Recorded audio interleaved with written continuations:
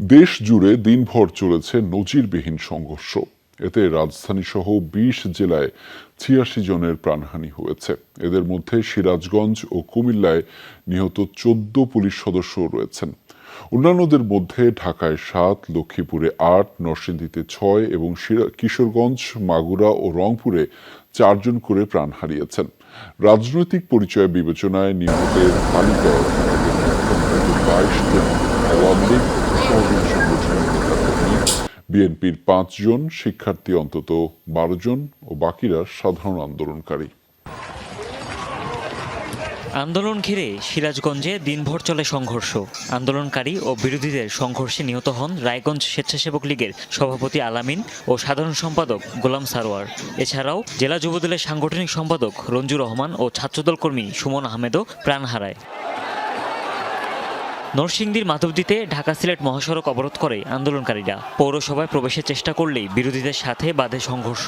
এক পর্যায়ে সংঘর্ষে চরদিঘলদি ইউপি চেয়ারম্যান আওয়ামী লীগ নেতা দেলোয়ার হোসেন শাহীন ও সদর উপজেলা স্বেচ্ছাসেবক লীগের সাবেক সভাপতি মনিরুজ্জামান নিহত হন। এছাড়াও হতাহতের আরও খবর পাওয়া গেছে। মাগুরাতে দুপক্ষের সংঘর্ষ ঘিরে প্রাণ ঝরেছে। মারা যান মেহেদী হাসান রাব্বি। রংপুরেও সংঘর্ষ ঘিরে মৃত্যুর ঘটনা ঘটেছে। দুপক্ষের সংঘর্ষে প্রাণ হারিয়েছে সিটি কর্পোরেশন কাউন্সিলর ও পরশু থানা আওয়ামী লীগের সাধারণ সম্পাদক হারাধন রায় ও তার ভাগ্নে কমল। এছাড়া নিহত হন মাসুম ও খসরু নামের মহানগর যুবলীগের ২ কর্মী।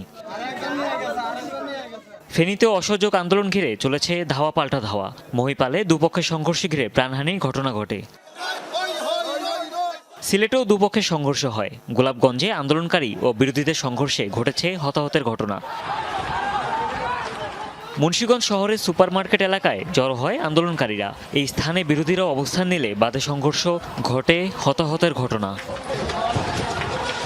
বরিশালের নথুল্লাবাদেও হয় দুপক্ষের সংঘর্ষ। ভাঙচুর করা হয় পানি সম্পদ প্রতিমন্ত্রী জাহিদ ফারুকের বাসভবনে। প্রাণ হারায় মহানগরীর ১২ নং ওয়ার্ড আওয়ামী লীগের সাবেক সভাপতি টুটুল চৌধুরী। এছাড়া লক্ষ্মীপুরে সংঘর্ষে কয়েকজন যুবলীগ কর্মী ও শিক্ষার্থীর মৃত্যুর খবর পাওয়া গেছে। এছাড়া শেরপুরেও সংঘর্ষে মারা গেছে ৩ জন। প্রাণহানি হয়েছে ভোলা ও জয়পুরহাটেও। হুমায়ুন রশিদ, যমুনা নিউজ।